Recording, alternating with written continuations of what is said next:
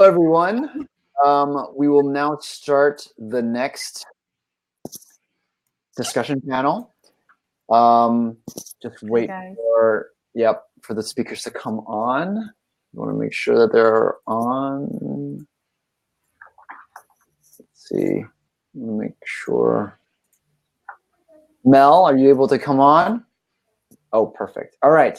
I would like to introduce Ginger Dhaliwal. She will be the moderator for this next discussion panel, which is how will more women in tech change the nature of the tech industry? I'll let you guys go. Well, hi, everyone. I'm so excited to welcome you all to the second session of the Women Tech Summit. I want to say thank you to Remo. This is an amazing platform. I've had so much fun meeting all the incredibly talented women, and now I'm really excited to sort of engage in this new topic of how will more women in tech change the nature of the industry. My name is Ginger Dhaliwal. I'm the co-founder of Upflex. We're an on-demand platform for flexible office needs. We've talked a lot about remote working. We provide solutions for remote workers to access great workspaces anywhere in the world. And today I have a great panel. We have Mel and Tijana. You know, before we get started, I'd love for both of you guys to take 90 seconds to introduce yourselves, and then we can get straight to the topic questions. Why don't you start, Tijana? Yeah. Okay, I can start. Hey, everyone.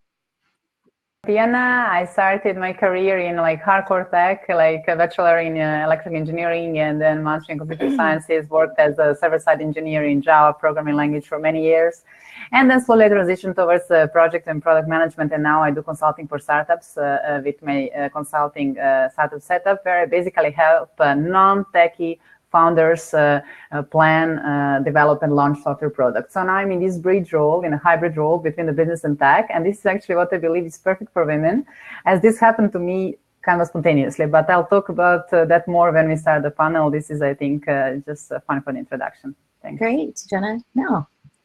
Hi, I'm Mel Lim. I'm the founder and president of Maspera Group. It is a innovation strategy consultancy focusing on accelerating technology startups and companies through product development, experience design, strategic brand development.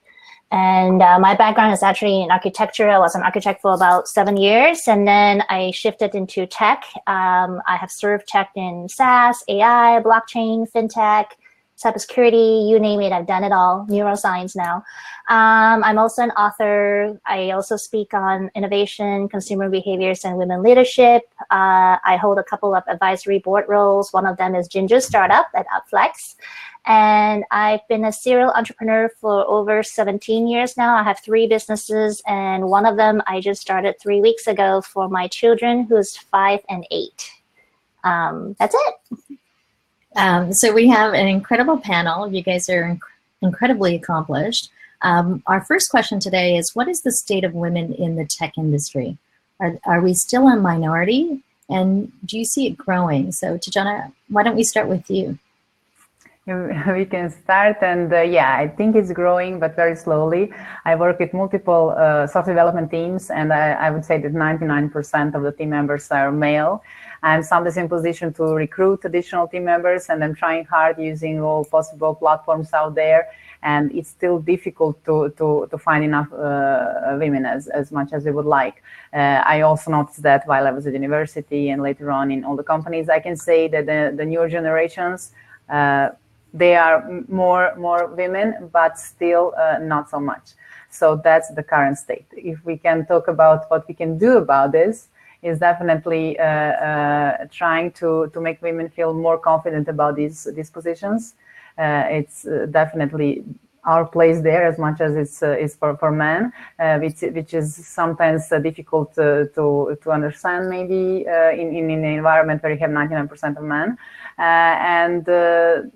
there is also this change that now in software development companies we have other roles apart from purely coding roles, where we need UX UI designers, for example, and this is where women come into the picture, maybe because they're more interested in that, or maybe they're less scared of that, or maybe that's just in our nature that we are more like customer oriented, or maybe more aesthetic visual and stuff like that. But this brought some increase of in the number of women working in tech companies. So maybe not purely in engineering, but altogether in software development teams, yes, we can say that now we have more women involved. Mel, would you like to add to that? Yeah, so I think my answer is not just pertaining to the tech industry. I think I'm looking at just overall in terms of the investments and entrepreneurship side. I mean, you're looking at female founders are still raising what, like Vanessa said earlier, like 2.2% of all the VC dollars in 2018. That's 2.2 is a very, very small number. So yes, we're still a minority in fundraising. The second thing is in the US here, you're still looking at the problem of equal pay. We're still only making 80 cents to $1. I want it to be equal.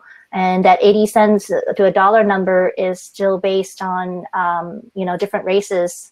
I happen to be Asian, so I'm making 85 cents to $1. But if you're looking at all the other races, like Latinas are still making 50%. So women in general are still not at that equal rate. So if you were to subset that to technology, I think we're still not there.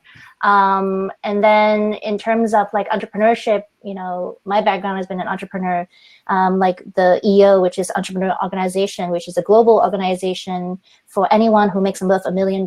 You can join the organization. They have about 14,000 members. Women are only at the 13% rate.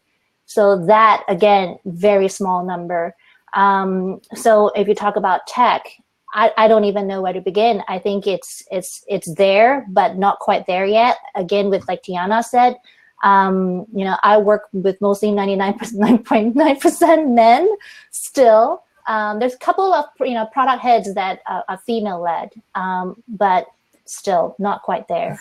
But I'm hopeful. I mean, and again, the other thing that I want to add is debunking the myth that women in tech, it doesn't necessarily mean that your background has to be in math or science. I was reading an article recently from the CEO of YouTube. Was it Anne Wojcicki? Or I think it's Anne, right? Because that's 23 and those two sisters. But anyway, Anne I think the YouTube one was talking about like you don't have to have a science background to lead a tech company. Her background was in marketing at Google. So again, it can happen. That's all I'm saying. I apologize for the doorbell. But you guys raised some really interesting, that is my daughter coming home from work. This is what happens. So what I was going to say is you guys raised some really interesting points that, tech today, and our perceptions of tech, and I think it's a perception that a lot of women have, is that there's a lot of new opportunities, whether it's in new sort of roles that never existed 5 years ago. And so there's new opportunities for women to enter into the tech sector. But in the traditional sense, engineering, there's still a very low minority of women that still play a part in that. And Mel, you raised another great point. When we think about women in tech, we need to also think about the diversity of women, right? So it's not equal for all women. And it's important That's that right. when we think about women in tech and how we move forward, we need to take that into consideration as well. So great points. I'll go on to our next question. Can you share a story of what you're seeing personally in terms of women roles versus men roles in tech? We've kind of touched on this, but on a personal sort of experience-wise, what are you seeing, and how can women have a bigger role in the space of tech? Well, the thing that, as you mentioned, like we still lack women in the engineering sector. I guess it's due to the fact that once you're a minority, like it's all eyes on you, right? And every little mistake or anything you do, like it's all eyes on you. Sometimes it can be in a positive way that you're going to get remembered. Any meeting or networking event, you're going to be remembered because you're in minority. So maybe more people are going to contact you later because you just left an impression or something. But on the other hand, like you feel that all eyes are on you. And this is, I think, what's scaring off women from these positions. Like everybody expecting your next move. And this can sometimes be stressful. In my case, as I said, I started as a software engineer actually, but my nature, or what in general is, I guess, feminine nature, was always that I had this big picture. I always somehow knew who is doing what in the team, and I was always there, like making sure, like that we are on the same page, and that we are collaborating, and that nobody's experiencing any issues. And it was not part of my role at all. It was just somehow natural to me, to some extent, where I realized that I'm actively spending time actually chatting to my team members and stuff, and doing something that I should not be doing as somebody who is just a team member. And this is how I started assuming more and more of these like management roles, especially working with startups where we never had like somebody really in this position. And then I was just more and more assuming this position. And this is how in the end I started having these activities that I'm doing right now in this type of work. And I think this kind of hybrid roles, being the bridge between business and tech, between like people and the technology, is something that is very natural to women. And this is what can be good both for tech industry, especially now that we are getting more customer oriented. We are not talking about some system somewhere in the background, but about applications that actually deal with people. So that can be a great deal for the tech industry to have more women and this feminine touch, and also for women to have more opportunities, because there's so many positions in tech, and work is always needed, right? And especially now with remote work, it's an amazing opportunity for women, not only for raising children, but for anything else, as we as women like to have multiple roles in our life. It can be like taking care about fashion accessories, or our parents, or anything else. We tend to like to have multiple roles in our life, and tech positions are more and more remote, which is a great opportunity for women. So a personal story, how working with women in tech and versus men. I don't know if I have a particular story for you, Ginger. You know all my stories. I've known Ginger for over 20 years. But in terms of men and women, I think it's harder for me since I work mostly with men. But I can say that in terms of business-wise, I would say that the thing that I enjoy the most, I'm going to go with the positives first. So I enjoy working with women in general in a technology space. It's almost like recognizing each other. Like, hey, there's only a few of us. Let's watch out for each other. And then working with men, I just love that there's a lot of ego play, but there's not a lot of drama. It's almost like hitting the punch list and getting shit done. So I like that about both men and women. The downside to that is because there's only so few of us, we do stand out, and it becomes a little catty at times because especially in my space where we're heading for that one big elephant client, right, the big one. And then when you have another female in the room, it's like, oh, but now I understand what men would feel like. Like you have so many of them, they're all alpha, they're trying to get something, the same deal done. And then, so the question of collaboration comes in. So can I partner with the other person to get the deal? Or can I partner with the other men to get the deal? So the collaboration piece comes in. I don't really want to share my personal crazy stories, but in terms of men and women, I think that's on the high level. That's what I've been. I think you raised a great point. Can you hear me? Sorry. Yeah. Okay. Great. That we do learn the whole thing about what we're trying to achieve is we're learning from one another, whether it's women and men. That it's important to have that diversity in our working environments. You can't be exclusive; it needs to be inclusive, and then we find different strategies where we can all sort of benefit and collaborate together. So that's a great point, Mel. We have some questions, so I'm going to just start with the questions. Startup founders, how do we find more female mentorships in the space that we're willing to engage in so I can learn? the few seem to be out there are not necessarily engaging or actually mentoring. So I guess that's a good question. How do we find more engaging mentorship programs for women in tech that actually have results associated with it? And are there great programs that you guys have participated in that might be helpful for the rest of the people that are participating in the conference today? Mm-hmm. Right. So I'm gonna say a couple of things. So it says engagement. So it depends on. I have a lot of mentors. I have female mentors and male mentors. They are all CEOs and entrepreneurs, and they've been doing this for 20, 30 years. I have found them through organizations like EO, Women of EO, where there's only a small, like 100 of us that, we belong in a face group page. And then in business, we share challenges in all aspects of our lives. So I have to put myself in a space where I have to be really vulnerable. I have to talk about my family, my kids, my divorce, raising money, building teams, making payroll, all that stuff.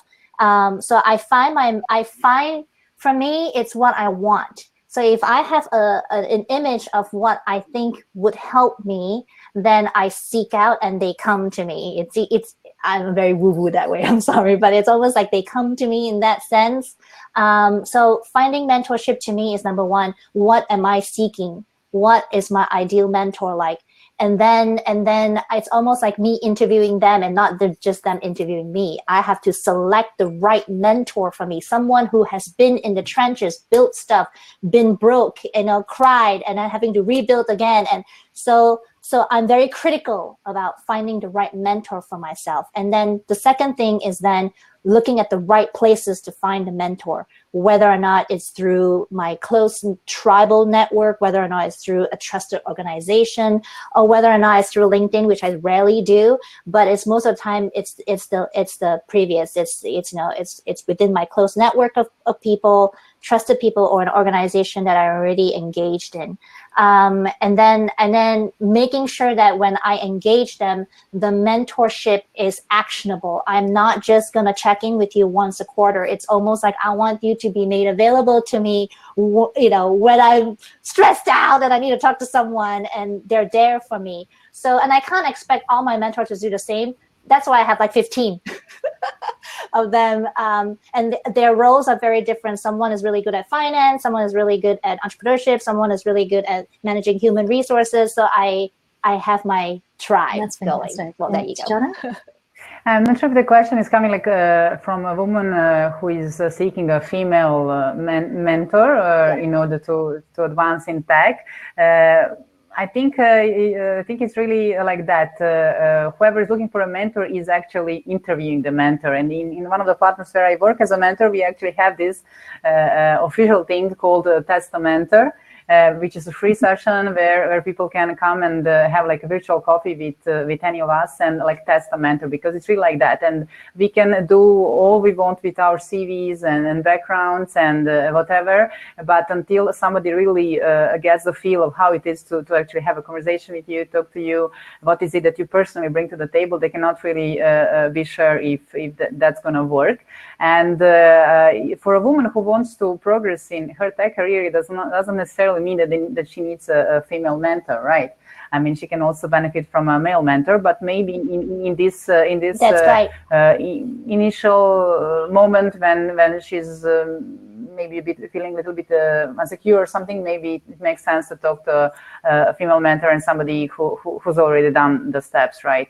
So I'm not aware of any platform where you can specifically find like female mentors for female mentorees, clients, etc. But in another way that you're looking for a mentor, you can also try to find a female mentor. But in general, as we said, there are less women in tech, so it's gonna be a challenge to find a mentor as well, because you need to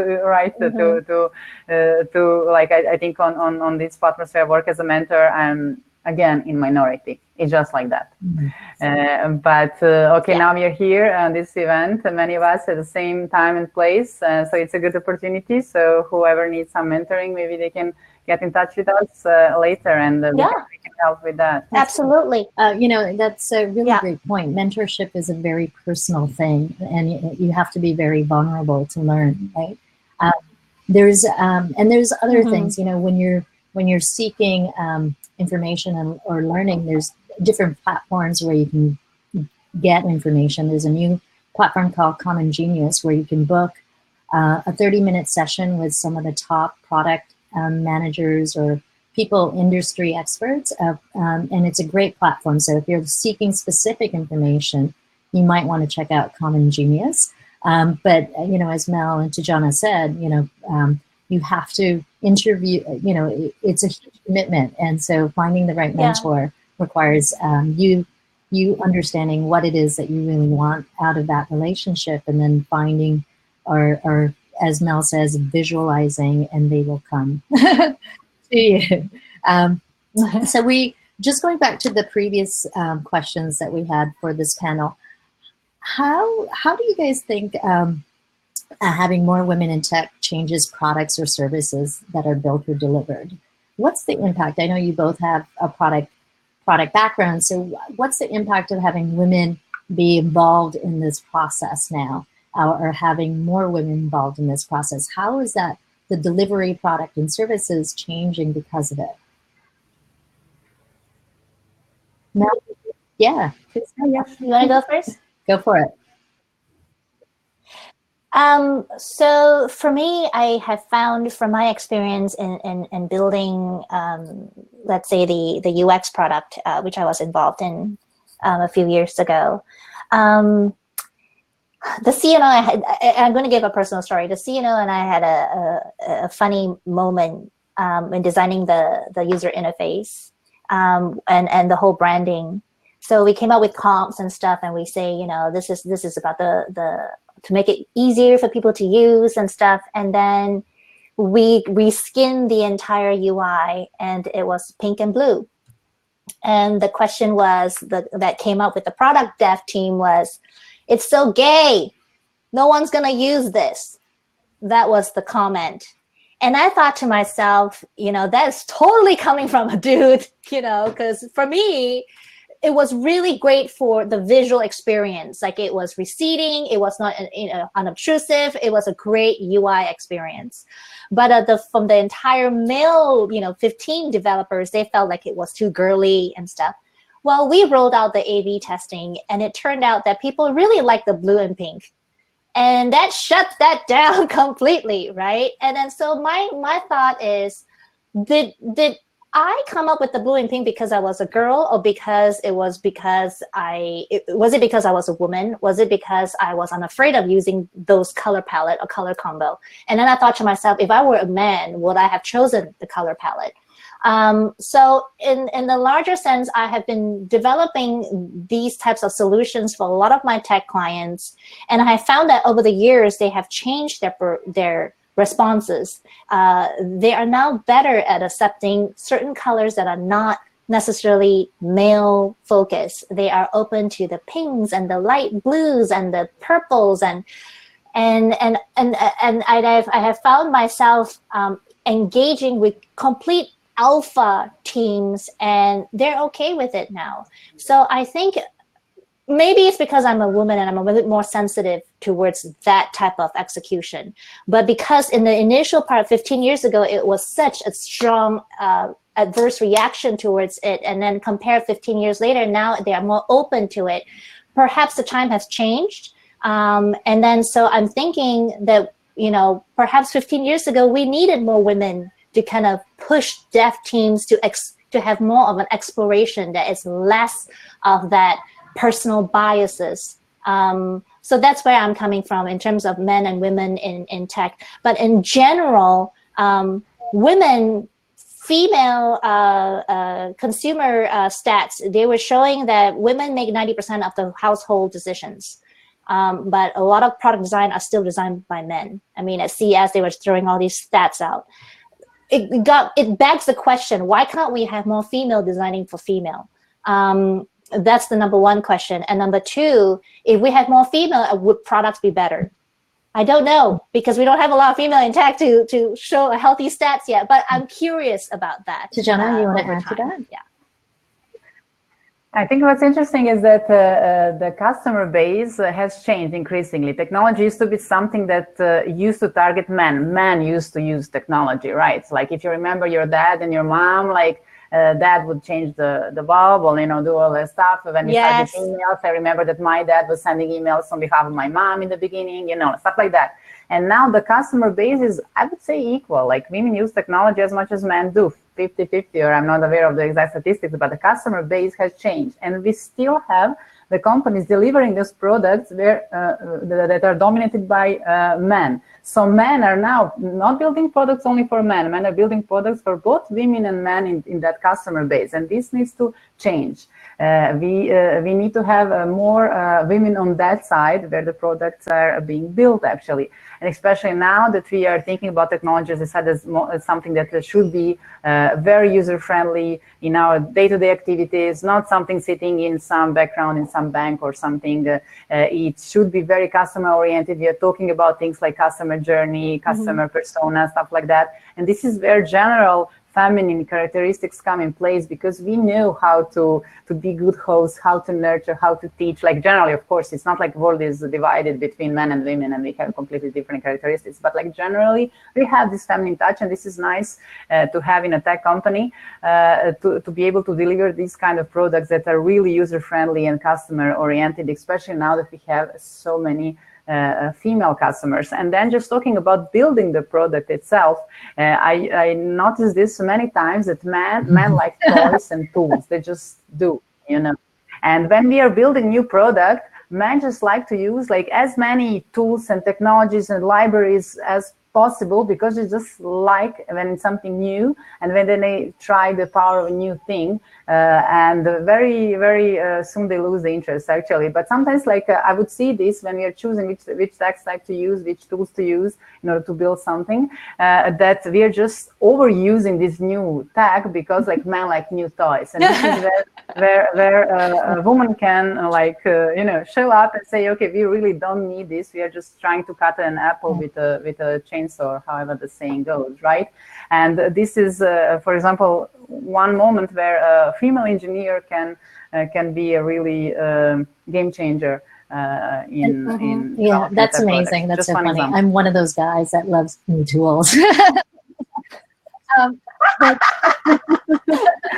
I said, but generally just to add to that, human design, design thinking, empathy have become such a staple now in terms of how we product develop nowadays, right? And in delivering services. Yeah. And it's wonderful because it gives us the opportunity as men and women to think broader than ourselves when we build product and really understand the user journey, Tajana, like you said. And it's exciting because it's not necessarily a female characteristic, but it's just understanding that we're all humans and we need to design products for humans, and it's not for other machines. So that sort of approach, I think, lends really well for ourselves as women, the ability of collaboration, understanding, and thinking about other people. Those types of traits that are female are kind of inserted into this whole product development process now. That makes it more natural for us to participate, I think, as well. Yeah. And Ginger, I want to also add to that too, like you were talking about, we're not just talking about women, like women. We're talking about a lot of other underlying subsets to that, diversity, like different races. We're designing for humans now.